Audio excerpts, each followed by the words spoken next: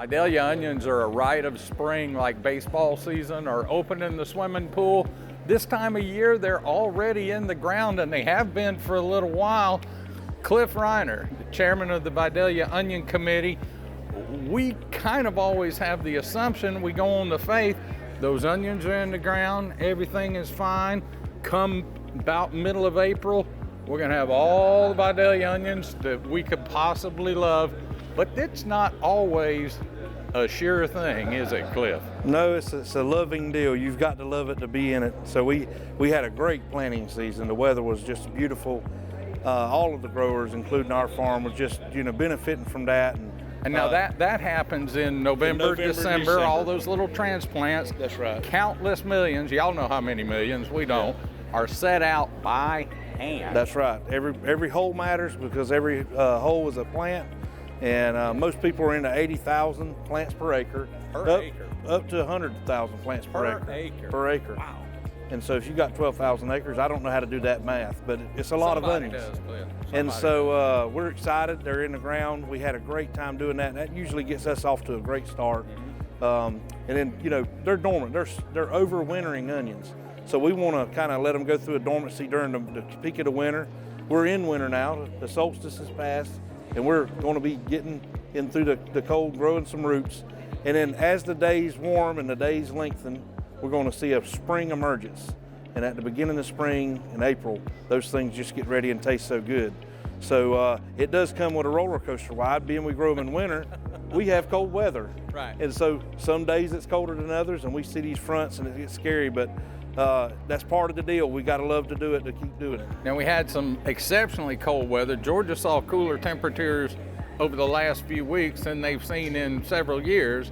We saw places dip down into the teens, and up towards Atlanta, they were into the single digits. That's right. Does that have any kind of impact on that crop? Can you tell at this point what kind of crop you're going to have? Do you know that there's a certain percentage there? Do you know you are going to have solid volume, whether it's a bumper crop or not? Or is that the kind of thing you can already tell at this point? We're starting to see a lot of recovery. So when we get the colds, it's almost better to kind of have it early when we're right after transplanting, because they're dormant at that point. The colds later in the year when they're not dormant is kind of the scary parts. Right. But we do see some stand loss because of the smaller transplants, or they might not have been planted quite as deep and that ground froze at a shallow depth.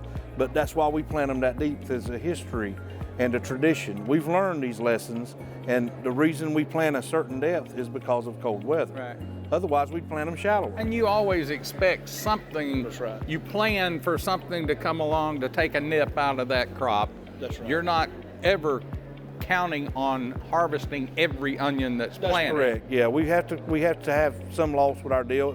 It's because of the deal, but that's what makes Vidalia so exceptional, and that's what should make them desired by the consumer. Is they're hard to grow. They are the primo type thing, and nothing like that happens. They're unique. And that's the art of farming. That's correct. And that's the art of the Vidalia onion. Fortunately for my generation, we've learned a lot of lessons by the hard lessons in life by our older generations of losing crops and stuff like that. But the genetics we have due to the breeding and the interest in our production line, these seed companies have given us stuff that is more cold hardy, is more unique and consistent from year to year.